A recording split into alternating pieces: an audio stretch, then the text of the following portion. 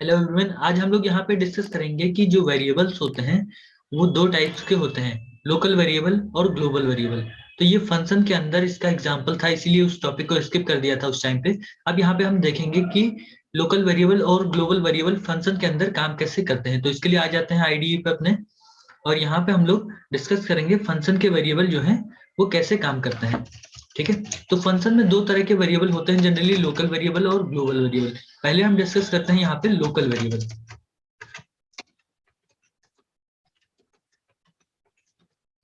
Local variable, इसके बाद यहाँ पे लोकल वेरिएबल जो होता है वो फंक्शन के अंदर डिफाइंड होता है और उसका यूज केवल फंक्शन के अंदर तक ही होता है। ठीक है, फंक्शन के अंदर जो वेरिएबल, ऐसा वेरिएबल जो फंक्शन के अंदर डिफाइंड हो और वो फंक्शन के अंदर ही यूज किया जाए, उसे हम लोकल वेरिएबल कहते हैं। जैसे कि यहाँ पे हम लिखते हैं a इज इक्वल टू 10। अब यहाँ पे हमने प्रिंट किया, यहाँ पे value of a is equal to, और यहाँ पे a को प्रिंट कर दिया। अब यहाँ पे हम अभी तो फंक्शन को कॉल कर रहे हैं, सिंपली फंक्शन को हमने कॉल किया तो यहाँ पे प्रिंट होके आएगा value of a is equal to 10। यहाँ पे देखिए value of a is equal to 10 print होके आ रहा है। अगर a की वैल्यू चेंज करते हैं, यहाँ पे हमने कर दिया 50, तो a की वैल्यू 50 प्रिंट होके आएगा। ये तो अलग केस है।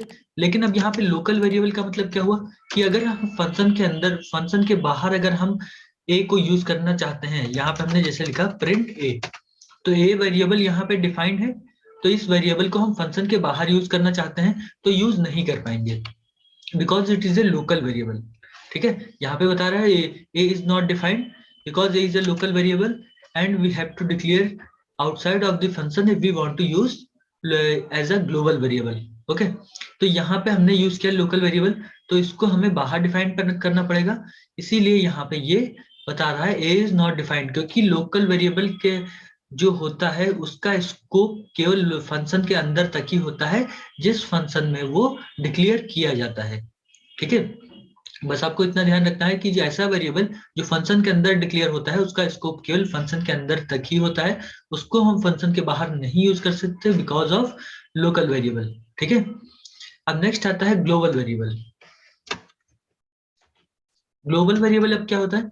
ग्लोबल वेरिएबल ऐसे वेरिएबल होते हैं जो फंक्शन के बाहर डिफाइन किए जाते हैं और उसका उनका स्कोप पूरे इंटायर प्रोग्राम में होता है, उन्हें हम ग्लोबल वेरिएबल कहते हैं। ठीक है, इसको हटाते हैं यहाँ पे। अब यहाँ पे देखिए, यहाँ पे नेक्स्ट है कि यहाँ पे फंक्शन के बाहर हम एक वेरिएबल डिफाइन करते हैं n1 इज इक्वल टू 90। यहाँ पे n1 इज इक्वल टू 90, ये एक वेरिएबल हमने फंक्शन के बाहर डिफाइन किया। अब यहाँ पे हम प्रिंट करते हैं n1 को, तो यहाँ पे प्रिंट हो क्या आएगा, value of n1 is equal to 90 print हो क्या आएगा। लेकिन यहाँ पे ये ग्लोबल वेरिएबल को यूज करने का सही तरीका नहीं है। जब भी हमें फंक्शन के अंदर यूज करना होगा ग्लोबल वेरिएबल को, तो ये सही तरीका नहीं है।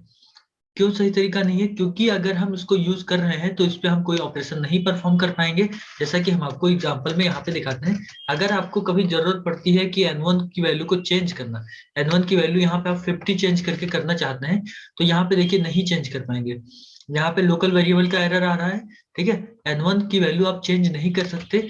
उसका रीजन ये है कि ये आपका ग्लोबल वेरिएबल है और ग्लोबल वेरिएबल को फंक्शन के अंदर यूज करने के लिए ग्लोबल कीवर्ड का यूज करना होता है।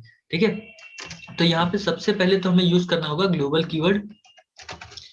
ग्लोबल लिखने के बाद आपको उस वेरिएबल का नाम लिखना होता है जो वेरिएबल ग्लोबली डिफाइंड है। n1 जो है वो ग्लोबली डिफाइंड है, उसको हमें फंक्शन के अंदर यूज करना है, तो यहाँ पे हमने ग्लोबल लिखा। इसके बाद इस प्रोग्राम को अब रन करते हैं। अब इस प्रोग्राम में कोई एरर नहीं आएगी, यहाँ पे value of n1 is 90 print होके आ रहा है। ठीक है, इसके बाद अब इसको हम बाहर प्रिंट करके देखते हैं। यहाँ पे देखिए प्रोग्राम के बाहर प्रिंट करके देखते हैं, तो यहाँ पे n1 यूज किया गया। ठीक है, यहाँ पे n1 प्रिंट किया गया। अब यहाँ पे n1 की वैल्यू चेंज कर दी गई है, तो n1 की वैल्यू जो चेंज हो गई है तो नई वैल्यू जो अपडेटेड है वही प्रिंट होके आएगी। यहाँ पे अगर n1 को प्रिंट करते हैं तो इसकी वैल्यू देखिए 50 प्रिंट होके आएगी। पहले 90 प्रिंट होके आया, फिर वैल्यू चेंज कर दी गई, तो इसलिए यहाँ पे 50 प्रिंट होके आ रहा है। ठीक है, अब नेक्स्ट है कि अगर दो वेरिएबल डिफाइन किया होता, n1 भी है n2 भी है, तो यहाँ पे हम लिखते हैं value of n1 and n2 is equal to n1 n2। तो यहाँ पे आपको दो बार ग्लोबल लिखने की जरूरत नहीं है। ठीक है, ग्लोबल N2 ऐसे अगर लिख देते हैं तो कोई एरर तो नहीं आएगा, लेकिन यहाँ पे इस तरह लिखने की जरूरत नहीं है। आप यहाँ पे कॉमा लगाइए, N2 लिखिए और इस प्रोग्राम को रन करिए। तो यहाँ पे देखिए अभी N2 इज नॉट डिफाइंड बता रहा है, क्योंकि N2 में हमने कोई वैल्यू नहीं दिया है। N2 इक्वल टू हम दे देते हैं 60, N2 में हमने दे दिया 60। अब इस प्रोग्राम को रन करते हैं तो यहाँ पे प्रिंट हो क्या रहा है, value of N1 and N2 is 90 और 60 प्रिंट हो क्या रहा है। ठीक है, अब यहाँ पे लास्ट में 90 इसलिए प्रिंट हो, 50 इसलिए प्रिंट हो क्या रहा था, क्योंकि यहाँ पे इसको हमने प्रिंट किया था, यहाँ पे हमने इसकी वैल्यू को चेंज किया था।